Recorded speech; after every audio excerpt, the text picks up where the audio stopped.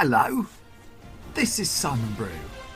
I'm the editor of Film Stories magazine, and a very warm welcome to the first Film Stories podcast of 2024.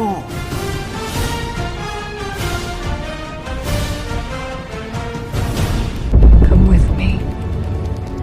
And I show you how deep the rabbit hole goes. And movies that had stories. That the story just sucks them in. This is just the beginning. Stories. We would be honored if you would join us.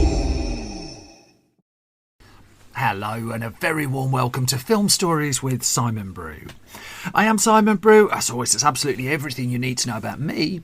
The aim of the podcast, though, was given away in the title. I'm here to talk of the stories of films, and I tend to talk about production stories, marketing stories, release stories, stories of unreleased cuts of films in particular in this episode, all the ingredients really that go towards making the films that we know and sometimes love. Just that, the films that we know and sometimes love.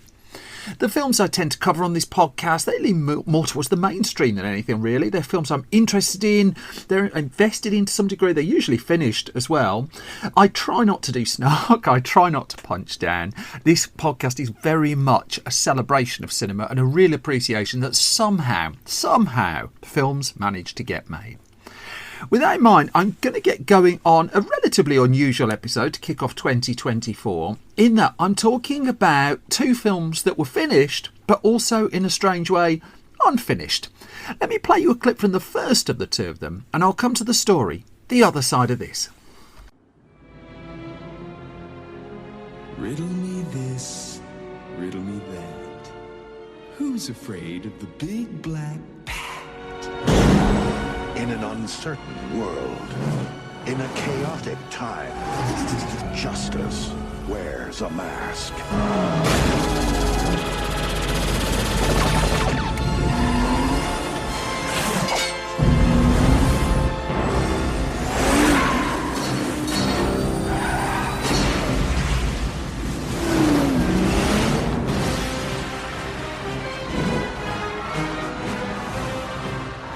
Was good.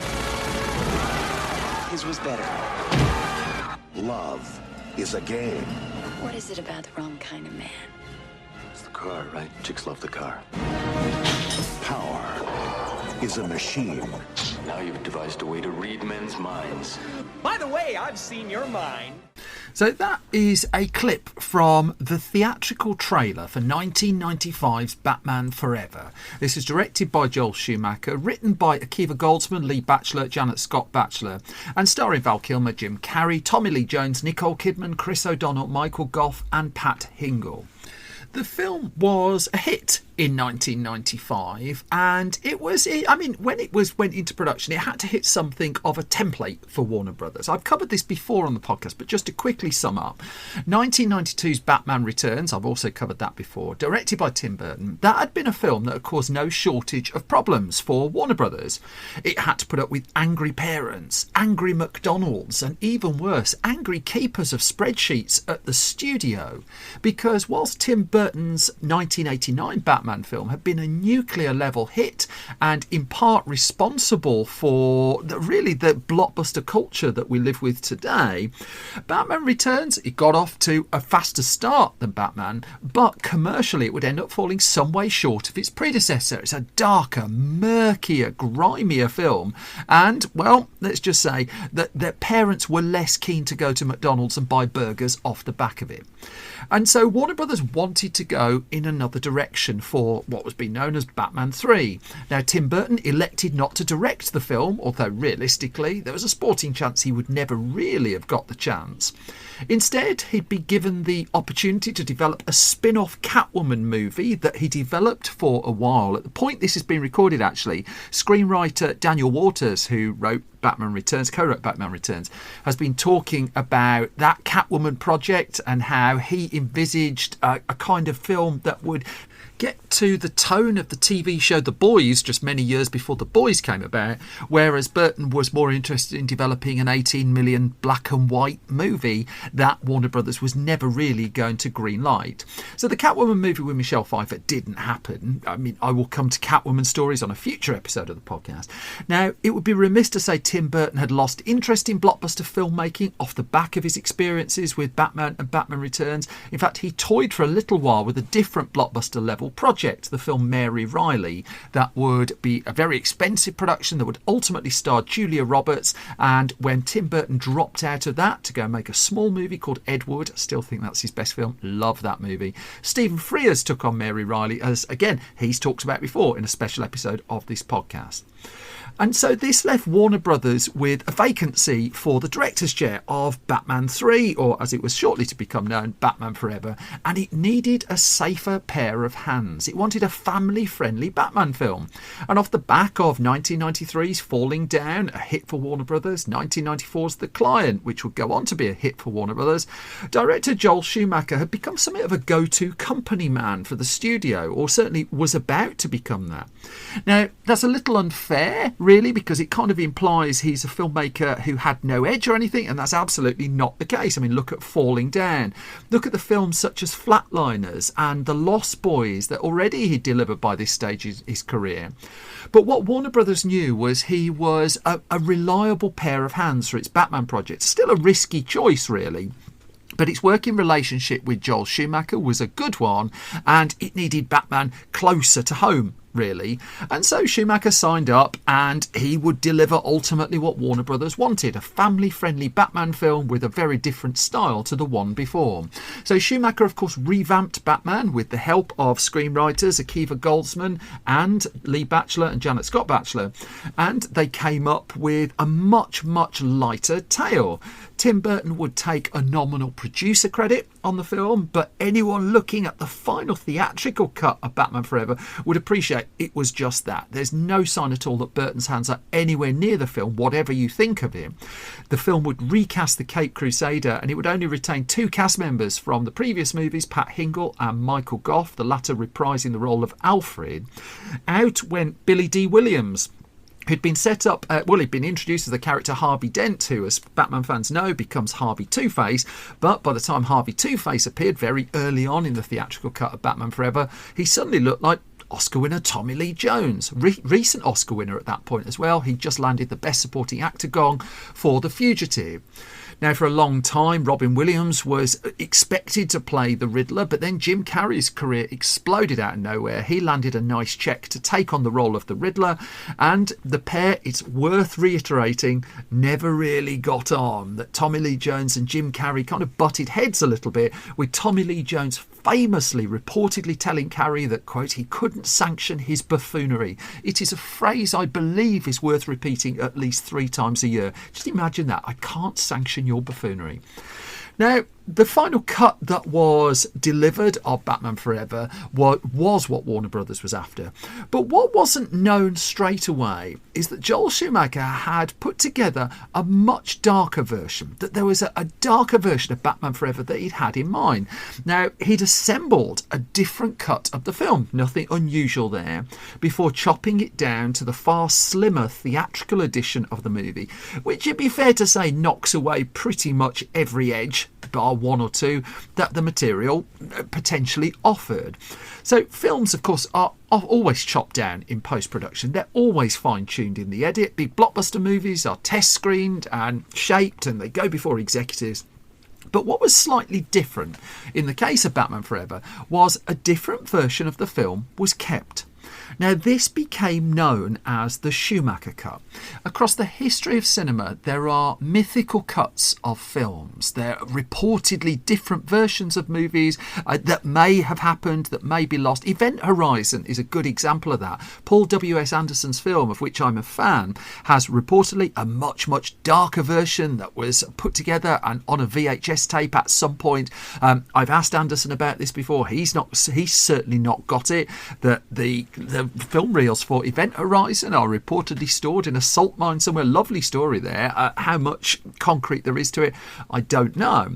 But in recent times, it's become a thing ever since Zack Snyder got to recut his 2017 movie Justice League for fans to campaign for a different cut of the film. Now, Snyder's do-over of Justice League, it was slightly different. That was a film he never got to originally finish himself. herself. Again, I'll come to it on a future episode. But the long and short of it was Snyder was off the project. He didn't supervise the final cut of it. That was Joss Whedon, who cut Snyder's take on Justice League down to 2 hours as mandated by Warner Brothers with reshoots. And it was only after an extensive fan campaign that the studio ponied up $70 million to give Snyder the opportunity to do whatever he wanted to do with his Justice League footage. The answer to that was a 4-hour cut, the Snyder cut of Justice League. And there was a sense then that it might just open a few floodgates.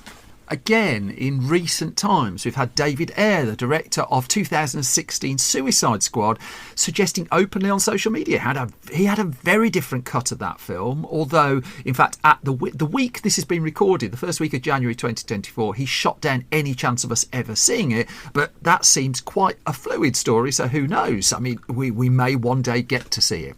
But let's rewind back to 1995, because Batman Forever in its theatrical form ran to just over 2 hours. Jonathan Ross famously called it one of the greatest movies ever made. It's one of the most infamous critics' quotes on the back of a video box. I certainly, in my time, being a movie fan. And it did what Warner Brothers wanted it to do. Crucially, it became the biggest grossing film of the summer in the US in 1995. It took more money than Batman Returns. It suggested a reboot come course correction for Batman on the big screen, that a brighter commercial future was now ahead of it.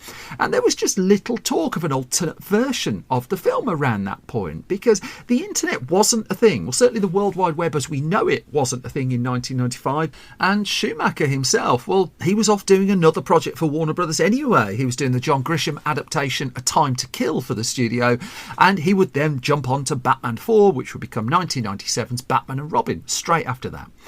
So Batman and Robin, of course, marked a major turning point in Joel Schumacher's career, and he had plans for Batman 5, Batman Triumphant apparently, which possibly would have starred Nicolas Cage.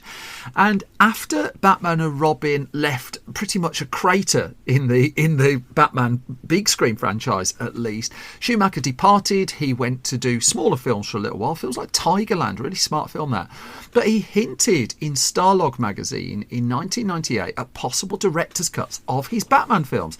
Now, it never came to pass, but rumours persisted there was a little more to Batman Forever, and the World Wide Web was coming into being, was in being at this point, and those rumours percolated online.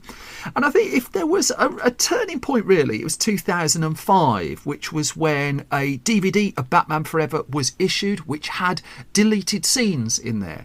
Now, it had already been known in 1997 that there were alternate versions of certain scenes. I mean, the adaptations that turned up in comics, the novelisation, certainly had material in there that wasn't in the final movie. The trailer had one or two bits as well. But this was not uncommon. This happened quite a lot. I mean, if you go for the novelisation of Demolition Man, there's a whole new subplot in there, for instance, if you want to dig into what that is. But in 2005, the website Batman on Film gathered together a string of rumours and just tried to put a lot of stuff in perspective about a possible, inverted commas, Schumacher cut of Batman Forever.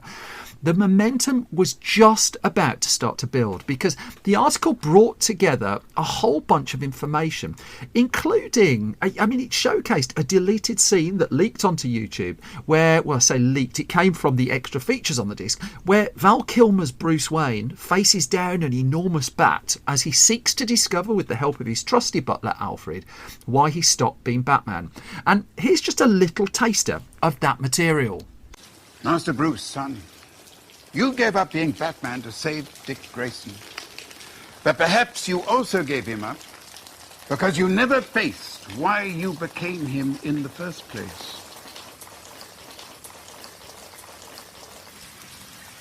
What's in there? I remember something chasing me.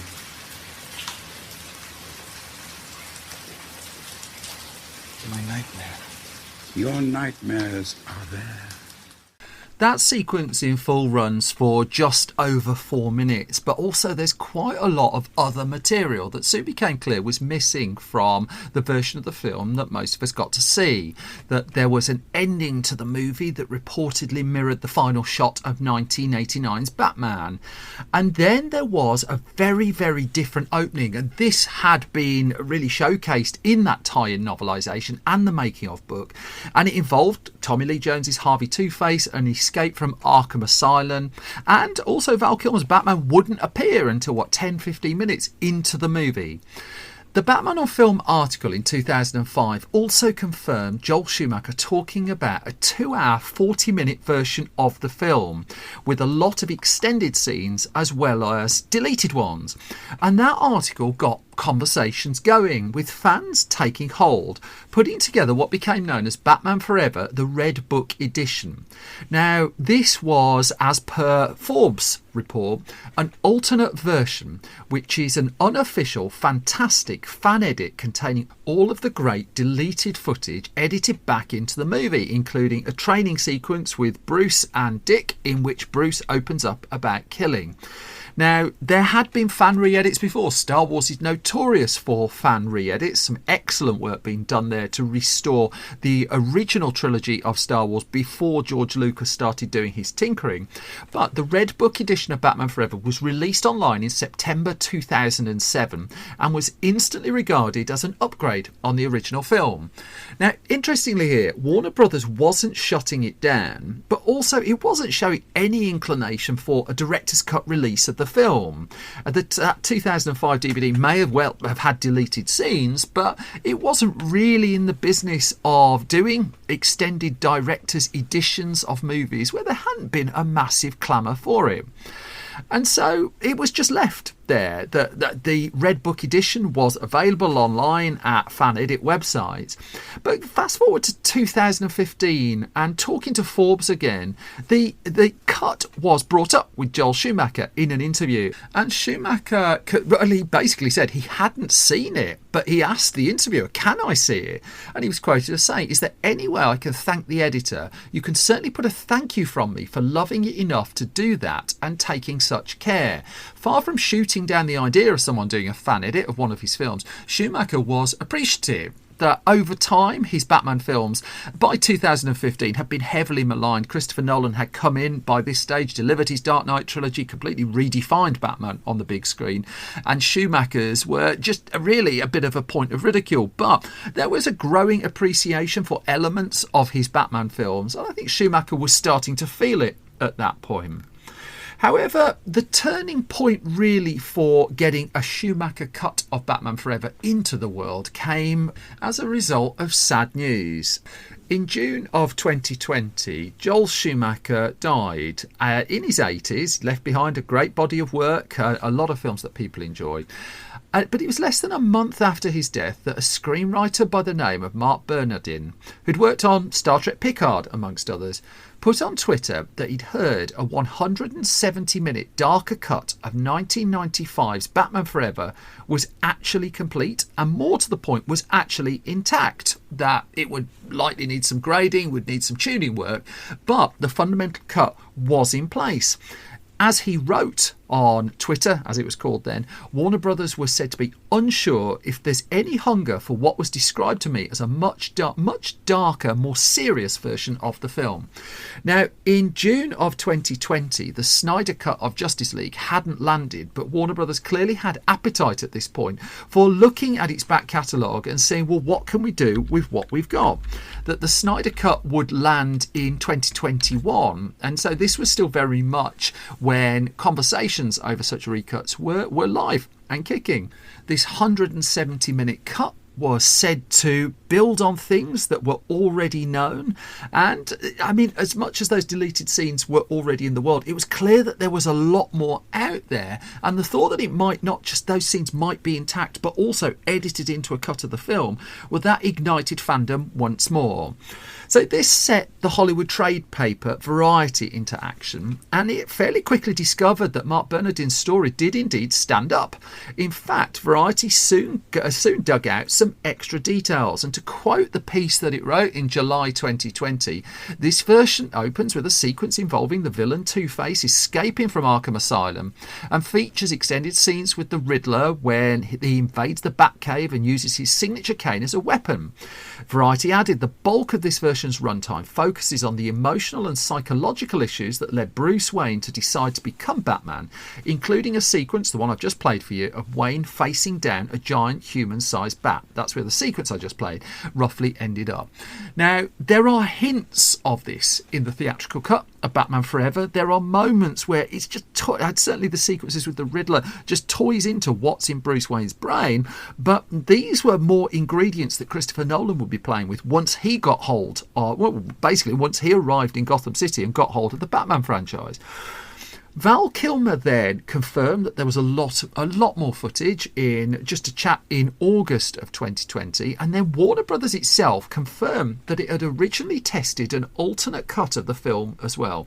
Now, at this point, what state that cut was in was uncertain. The studio was still showing no inclination to release it, and as Variety speculated in July 2020, there are still some clear hurdles, because it wrote, even if all the old footage is still intact and available, the sound mix, colour grading and score would likely to need an update, and of course at this point Schumacher isn't alive to oversee any of it. As much as Schumacher's passing had ignited interest again in seeing his cut, that original cut of the film, the fact that he wasn't around to do it probably cost the project a little bit of momentum as well. And as Variety also added, plus not to put too fine a point on this is Variety's words, usually scenes are deleted for a reason, and maybe Schumacher's original cut just isn't that good. Well, we didn't actually have to wait too much longer in the scheme of things to find out more, because it was in April 2021 that Oscar-winning screenwriter Akiva Goldsman, he didn't win his Oscar for Batman Forever, confirmed that he'd fairly recently at that point seen a preview cut of Batman Forever that had a lot of that missing footage very much intact. And Goldsman was now arguing that the material was there to properly reassemble the Schumacher cut, that this material existed, that this could be done. The problem was that Goldsman was talking just a couple of weeks after Warner Brothers had debuted the Snyder Cut of Justice League, that 4-hour extended version of the Justice League movie, and it didn't really, outside of core fandom, have the impact that the studio was hoping for. That as much as there was still interest in a David Ayer cut of Suicide Squad and a Joel Schumacher cut of Batman Forever, it kind of needed the Snyder Cut to go really into the stratosphere a little bit to justify digging into its archive and reworking some of its older movies. I mean, it didn't stop Sylvester Stallone deciding to go and tinker with Rocky IV and take all the fun out, but again, that's a story for another time. And so come like March, April 2021, it looked like the steam had come out of this a little bit, and yet it hadn't. There was still interest, and it just needed another lapse of time before we get to the point where, well, the Schumacher cut basically has become a thing. So Kevin Smith, filmmaker Kevin Smith, again a previous guest on this podcast, noted and publicised the fact that in 2023 he had got hold of a copy of the film, that it turned out to be a work print of an extended cut of Batman Forever, and it was in June 2023 that he'd said he got hold of a copy of it, that reportedly a friend of his had seen a screening of the film and got the cut afterwards on a USB stick that he then passed on to Kevin Smith, that it looked, as reported online, that the material was taken off the Avid editing system in 1995, that it had a date burnt into it, but the material that was presented, the cut, was a watchable cut of the film, that it had a start, middle and end. It was just the quality of it, going back to what Variety said about grading, needed a bit of work that in order to get it up to release standard. However, the actual guts of the film were in place, and already the talk was this was a better version. And so Kevin Smith got Mark Bernardin, remember him, onto his Fat Man and Beyond podcast. And Smith at that point said that he got hold of a copy of Batman Forever, the Schumacher cut, and that he was looking to put on a screening of it. Now, Smith has a cinema in New Jersey in the US, and as promised, this wasn't a case of him keeping the project to himself, the film to himself. He put on a screening of this. In fact, I think he's put on 2 screenings of it at his New Jersey cinema. Now, it's in work print state. This, again, was not a properly graded version of the film. However, it was a complete version of the film, and it did 2 things. Firstly, it confirmed that the Schumacher cut was not mythical. There was, although calling it the Schumacher cut is probably disingenuous, but a longer cut of the film had been completed and existed. It was just that was apparently shown to test audiences, and they didn't go for it. The theatrical cut was shaped. No great mystery or surprise there, I guess, but the fact that it was a definite thing, well, that was new news, really.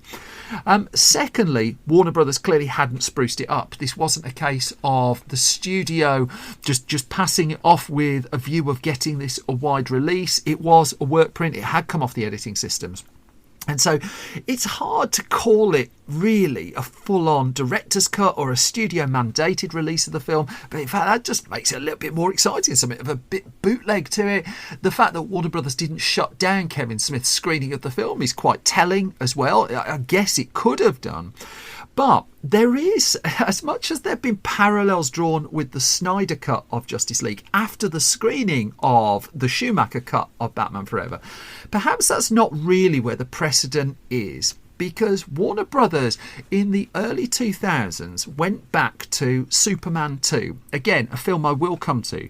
That Richard Donner was famously fired for halfway through filming on Superman 2, and the final cut of that movie was put together by Richard Lester, but there was a mythical Donner cut of that film, and it was eventually reassembled but without Richard Donner in the room, and Warner Brothers released the Donner cut. There is an extended version of the film Alien 3 that is said to be a lot closer to what David Fincher envisaged for that movie before it went through the studio meddling system. Again, the longer cut of Alien 3, which runs to nearly 3 hours, hasn't been signed off by David Fincher. It was assembled from his notes, and it was basically a best guess of what people felt his take of that film would be. Again, based on his notes, so it wasn't a shot in the dark, but it was not a David Fincher cut. As such, the version of Batman Forever that Kevin Smith has screened was not a Joel Schumacher officially signed off director's cut. It was an earlier version of the film before it was shaped into its theatrical cut. However, the fact that the tone of that earlier version is notably different from the film we got has really elevated the cut, the Batman Forever Schumacher version, I'm still wrongly calling it, but we've got to go with the parlance of it, as something that people are really getting more interested in seeing. And in fact, let's go back to Akiva Goldsman, that he told the Playlist in the summer of 2023 that he'd seen the cut, and he said it's funny because there's been a swell on the internet for it, and I stay out of it mostly. But he argued it's got about 35% more psychological realism in it. He says, it's really more about guilt and shame, but the preview audience didn't want it. And here's the killer phrase: the world wasn't ready. In 1995, the world was not ready for this particular take on Batman. As Goldsman wrote, really, Joel's first cut had all of it in, and the audience was like, yeah, we just like the part where the guy's funny and he's scary and the big thing. And so it got cut down into what it is, and it was cool.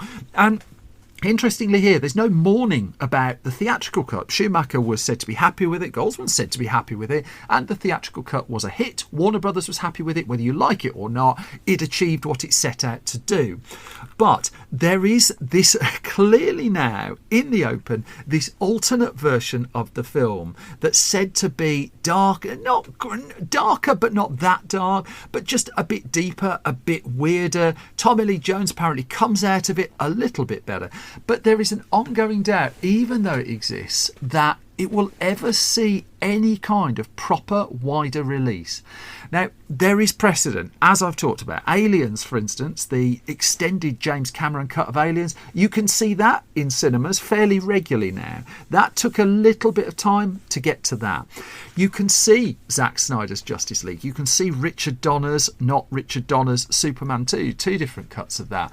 Could Warner Brothers be tempted to go back to Joel Schumacher's Batman Forever? Don't know. Don't work for Warner Brothers. others. But in the annals of movie mythical cuts, one thing is now for certain, that a Schumacher alternate version of Batman Forever is not mythical.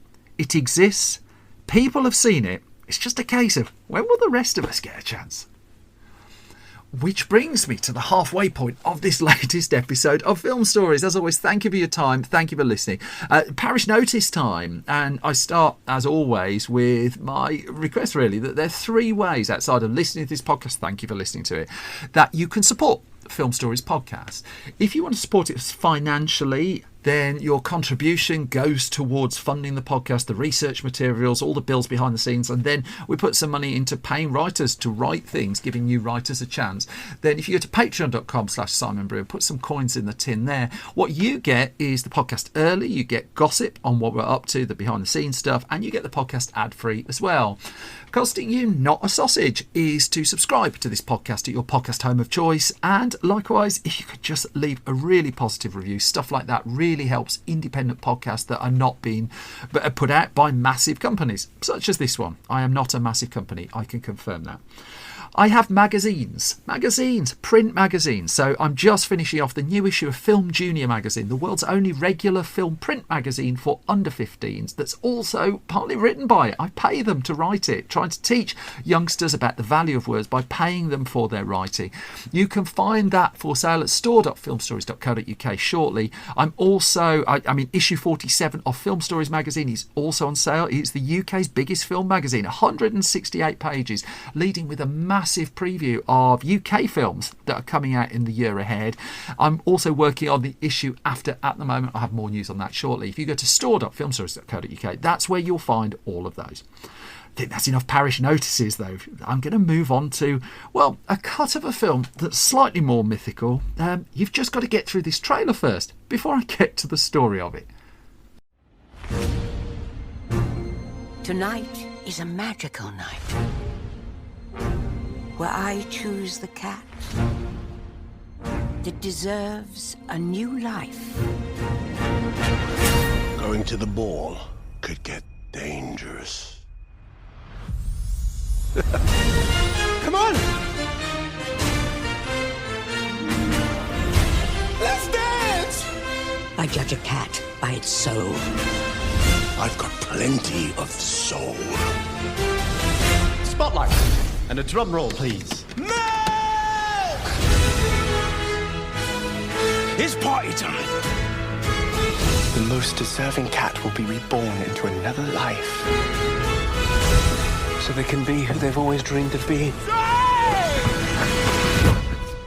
Well, just imagine that. That is a clip from 2019's Cats, directed by Tom Hooper, screenplay by Lee Hall and Tom Hooper, based on Andrew Lloyd Webber's musical Cats, and also sort of based on T.S. Eliot's Opossum's book of Practical Cats, with a cast including James Corden, Judi Dench, Jason Derulo, Idris Elba, Jennifer Hudson, Ian McKellen, Taylor Swift, Rebel Wilson and Francesca Hayward. Really strong ensemble, really strong collection of performers. What could possibly go wrong? Well, I've sort of covered that before, again, on a previous episode of the podcast. I've done the straight version of Cats, if you like, and it's back there in the archive. I need no second invitation to take a look back at a movie that, for all its faults, you just can't ever call dull. You can call it lots of things, but it's not dull. So, Cats was released at the end of 2019 with a huge marketing push. It was a big film for working title here in the UK, distributed by Universal, cost $100 million to make. And the general expectation was it was going to follow the success of musical films such as Dreamgirls, which got Oscar nominations, Les Miserables, likewise, also won an Oscar, directed too by Tom Hooper, and films such as that, really, that box office acclaim and possibly even Oscars were being talked about ahead of the release of the film. Universal was campaigning for the film to get awards recognition. Andrew Lloyd Webber composed a new song for the film, as he'd done with the movie adaptation of Evita, and that had landed him an Oscar. And so could Cats get him another one? Who knows? Well, we do. Quick spoiler, no, it didn't. So the story of Cats the movie was one really of an insane schedule. That was at the heart of where everything went wrong. Now, since I recorded my first podcast where I covered the film, I talked to a few people who worked on this and just got a little bit more meat on the bones, as it were, or fur on the bones, up to you. Now, more than one person, as it happens, and they've independently told me that on the floor, when they were shooting the live action footage for Cats, the film was not without problems, but it wasn't clear at that stage what troubles were lying ahead, because you had actors, you had very, very big scale song and dance numbers, and in front of the cameras it was looking okay. There were no massive warning signs, so nothing out of the ordinary for a film of that scale. The tone of the production changed, though, with the release of the now infamous trailer, for which the visual effects team of Cats was working towards for 6 months. They would have 4 months to then do the full film. But in fairness, a lot of that 6 months was also pathfinding of how to do what they needed to do and what director Tom Hooper wanted from the film. What became clear in the aftermath of the release of the Cats trailer was, well, the idea of adding CG fur onto actors was not working very well. I really do try hard not to do snark. There is no way around discussing the fact that the fur wasn't working. And so a few decisions converged at this point because, I mean, on the one hand, there was a push for the film to have a family-friendly rating for a start. Usually the film would eventually be released in the UK with a U certificate. How often does that happen with a live action movie? And possibly one of the contributory factors of that was, how do we get around this? The lack of genitals on the cats. That there were no visual identifiers in the places you would expect, good God, I can't believe I'm doing this, as to what a boy cat was and what a girl cat was and what an in-between cat was. So a U certificate, broadest possible audience. Secondly, Universal wanted this to be its big Christmas film for winter 2019. It wanted it out in time so it could campaign for awards. Also, it seemed like a smart bit of counter-programming because the other big blockbuster of winter 2019 was Star Wars The Rise of Skywalker, the concluding, episode 9, the concluding chapter of the 9-film Skywalker arc of Star Wars films. That was expected to absolutely clean up. So Universal knew lots of people would be going into cinemas. It counter-programmed the film Sisters against The Force Awakens, actually, in 2015, and that had worked quite well. And so it invested heavily in a pre-booked marketing campaign that was arranged months and months ahead. I mean, crikey, I remember buses going past with adverts on the side, but the adverts on the side of buses had glittery lights blended in, and I mean, expense was not being spared, things were not being done by halves. And with Universal's James Bond film being pushed into 2020, that would be No Time to Die, which of course didn't come out for other reasons in 2020, that Cats was its big hit, for its big ticket really for the end of 2019. So the bottom line is that the film had to hit its release date. It had to be out in December 2019, no matter what it took to get it there. And as it would happen, Tom Hooper discussed the Oscar-winning Tom Hooper, remember, discussed that the film wasn't really finished until 48 hours before its premiere. That is not a massively unusual story. I've heard that before, that people go to the premiere of their movie and the film is pretty much just locked before, at the last possible moment. The team that was working on it were working incredibly long hours to get the final cut locked. They were working round the clock to do it. Even then, the final cut wasn't locked. Coming to that shortly. It remains an unfortunate parallel, though, for the Cats team, that at the same time it launched its trailer with dodgy CG in it, Paramount released the first promo for its Sonic the Hedgehog film, a hybrid of live action and animation, which had a distinctly odd looking Sonic the Hedgehog, realised through computer graphics, just didn't capture the look of the character from the games. And so both Paramount and Universal had decisions to make here. What do? Do you put the brakes on and rework your computer graphics, or do you press ahead? Well, Universal pressed ahead, but Paramount decided to blink. It delayed its Sonic film by a couple of months so that the effects team could rework the look of Sonic. And it was rewarded with A, a hit movie, and B, a movie franchise. I'm recording this at the start of 2024, a year out from the release of Sonic the Hedgehog 3, which is expected to be a big hit in 2025. But Universal didn't stop, it kept going. And one of the reasons I've really no urge to throw shade at the visual effects of Cats, short of factually talking about them, is that the team who were responsible for them, who actually did the graft, were reportedly working absolutely insane hours to get the film finished. I've read stories of like 70, 80, 90-hour weeks just to get the film done. That's video game crunch levels, and there's a couple of really good books on video game crunch. I do think it's something worth seeking out and finding out more about. But you give up your life to finish this film, and if you're, with the best will in the world, a lowly VFX worker as well, it's not as if you're the person getting paid millions for this. You are the people in the trenches just trying to get it out the door, and then in the end having to take flak for decisions that they didn't make, and I do want to acknowledge that. Now, the release of Cats in cinemas in December 2019, though, was a curious one, and this is what leads us towards the mythical cut of the film. Because, not unlike The Rise of Skywalker, the response was not as anticipated. Now, the two films actually press screened on the same night in London. Cats couldn't screen any earlier. Star Wars, they held back as well. And they were the only big pre-release press screenings for both films, and you had this weird sight of film reviewers having to hot-foot it from Cats to Star Wars and being not particularly thrilled with either of them. Now, come the opening day of the film in the US, Universal Pictures then notified thousands of cinemas in the US that they would be, quote, receiving an updated version of the film with some, quote, improved visual effects. Now, this was in a memo sent to cinemas. The Hollywood Reporter picked up the memo and reported on it, as the Hollywood Reporter would do. The name gives it away, really.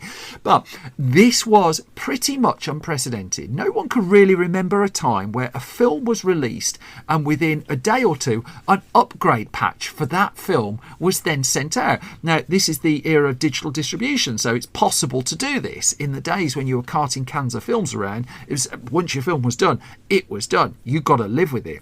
In the case of Cats, they sent in this upgrade patch. Apparently, Judi Dench, didn't she have a digital watch on her arm at one point that had just been missed?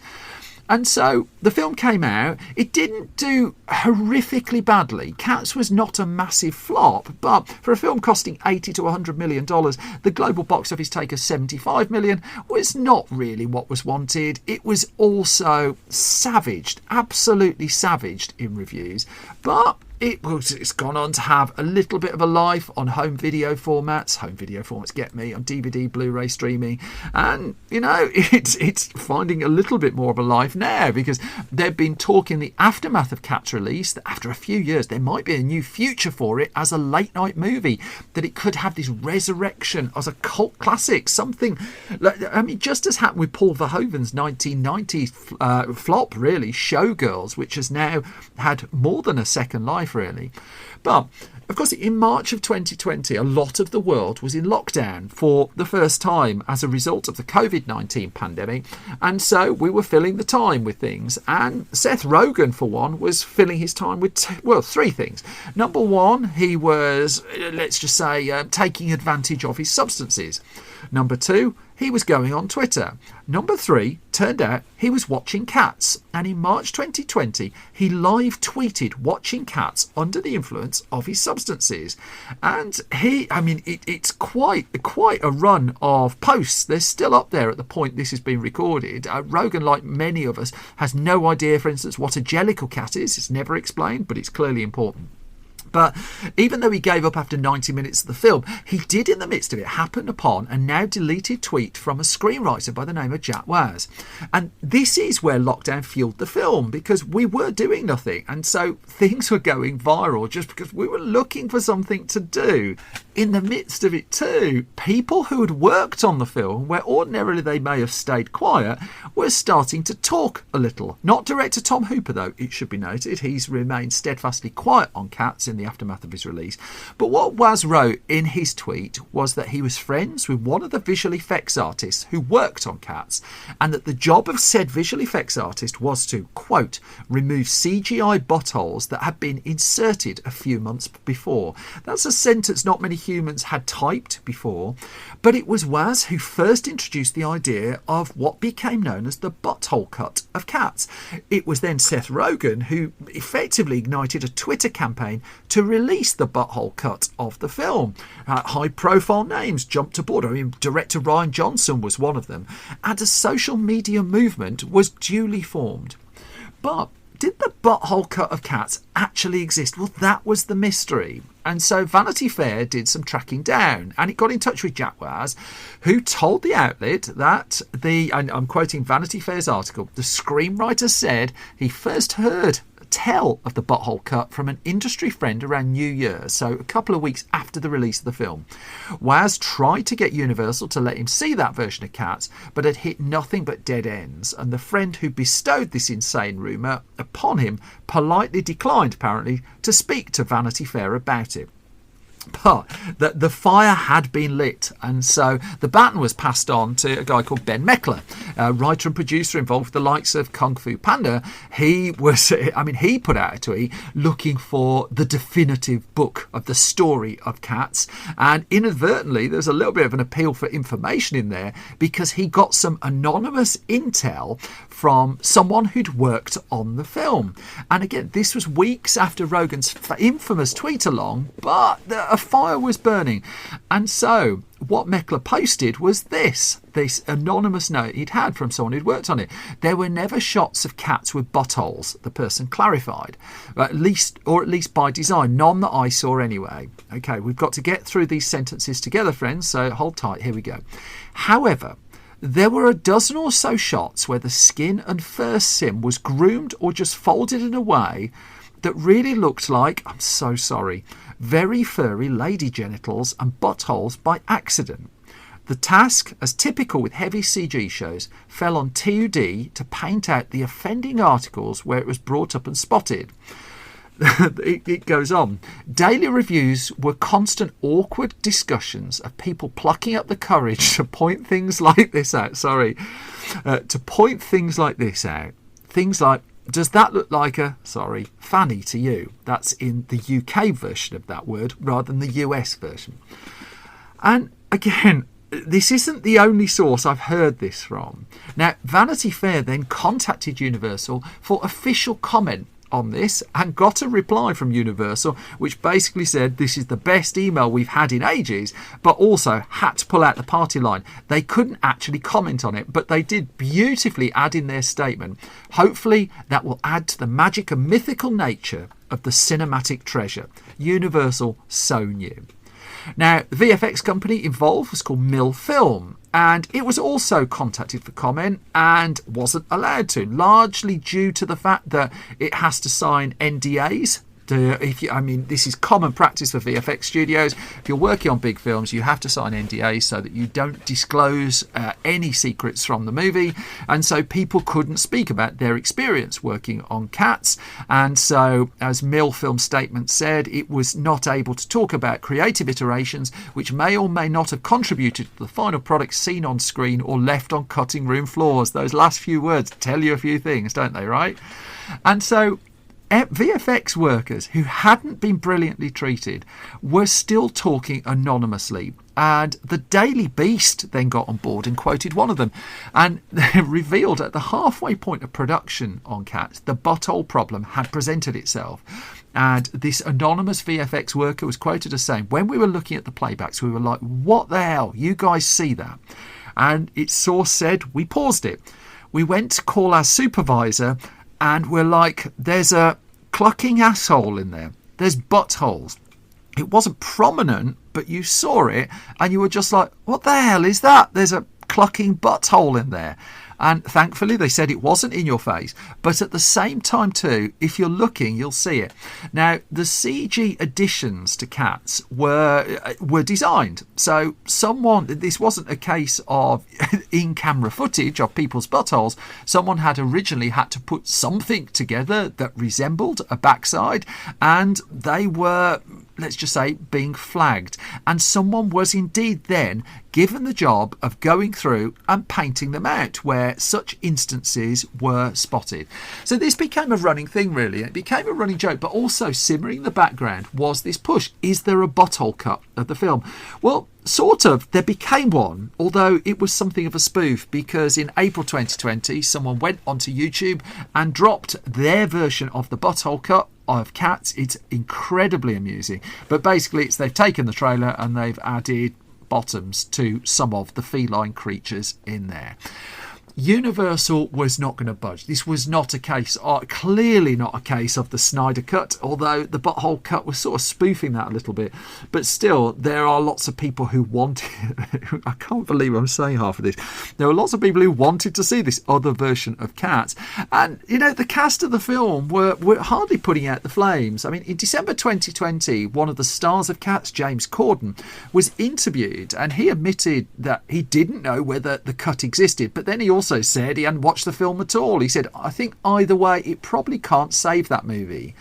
Then, unfortunately, really, Corden did a skit at the Oscars in 2021 alongside Rebel Wilson. They were both dressed in cat suits, and their introduction to the visual effects Oscar presentation was, as cast members of the motion picture Cats, nobody more than us understands the importance of good visual effects. This was not a good reading of the room, it should be noted, as Yves McCrae, who worked on the film, responded on Twitter, "Hey guys, I haven't watched all of the Oscars, but I assume these two were really classy and thanked me for working 80 hours weeks right up until I was laid off and the studio closed," right? And that was the thing. In the aftermath of Cats being savaged, the effects studio that they were working for did shut up shop. That it had done these insane hours, it had delivered what the director had asked for, apparently, and its reward was everybody got laid off. And so the story of the butthole cut kind of petered out at that point. In 2023, Rebel Wilson was briefly asked about it, and when she was asked about the butthole cut, she did just say, "I don't remember buttholes." She didn't see them in any cut that she saw. I've reached out then to people who worked on the film as well, and I've spoken to them in recent times to see if they've seen it too, and I think this one might be on the mythical side of things, really. In fact, I just before I started recording, I sent a message to someone I know very well who was very deep in on the film, and speaking for her and her colleagues, she said, "We know nothing other than all cats have buttholes and they are on show when their tails are up," and attached a picture of a cat waving its bottom, but not from the movie Cats. And this is the thing, I think the vast majority of people who worked on the film were not in the edit room or were not in with the VFX team that was digitally painting out what had been presented, accidentally or otherwise, on the screen. Unlike that Schumacher cut then, apart from the spoof fan edit that we saw, this is very much going to be on the mythical pile. But it is a story in the midst of the butthole cut, which is why I wanted to tell it, apart from the fact that I wanted to say the word butthole a lot, of mistreatment really of VFX experts and VFX teams. There isn't a DVD in this case with loads of Cats deleted scenes on it, and there isn't a clamour for a re-release either. There are signs of sold-out late-night screenings happening, and the Cats fire is not entirely extinguished, but I don't think Kevin Smith's been passed a copy of this particular version of Cats on a USB stick that he's going to be presenting at his New Jersey cinema anytime soon. The aftermath of Cats really has been everyone has moved on, apart from the VFX workers, of course, the modern movie canon fodder, really. Tom Hooper too, after a successful run of films, and he won Best Director Oscar for The King's Speech at the start of the decade he made Cats. He beat David Fincher for The Social Network. He went on to do The Danish Girl. He did Les Miserables, a great big run of success. He has not directed a feature since Cats, and everyone else has just moved on.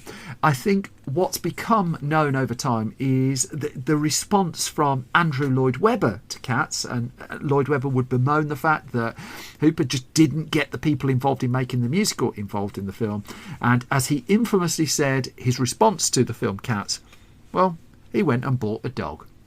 And that brings me to the end of this episode of Film Stories. As always, thank you so much for listening and thank you for your time. If I've not bored you completely, you can find me on Twitter and Blue Sky at Simon Brew. You can find Film Stories on Twitter at Film Stories. We're at youtube.com/Film Stories, facebook.com/Film Stories online. We're at filmstories.co.uk. That is our website. We cover movies, TV, games. We do features. We do reviews. We don't do clickbait. We're trying really hard to be a non-irritating movie site that doesn't write 10,000 word articles on everything you know about a load of stuff. We're actually just trying to write stuff that Google doesn't like, but we need your support to keep that going. That's filmstories.co.uk. If you go to store.filmstories.co.uk, that is where you'll find our online store. We have over 60 print magazines for sale there now, and hugely dedicated to print media, as I am to physical film media, which is why we're down to 2 different Blu-ray releases now. Our Sneakers Blu-ray has now fully sold out, but we still have copies of No Way Out and Bull Durham,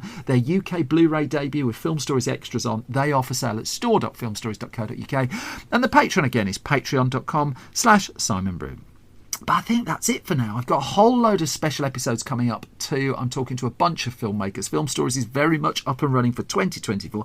I hope you are too, but mostly I hope you're well. I hope you take care and look after yourself. I will be back soon with another bunch of film stories. For now, thank you so much for listening. Bye-bye.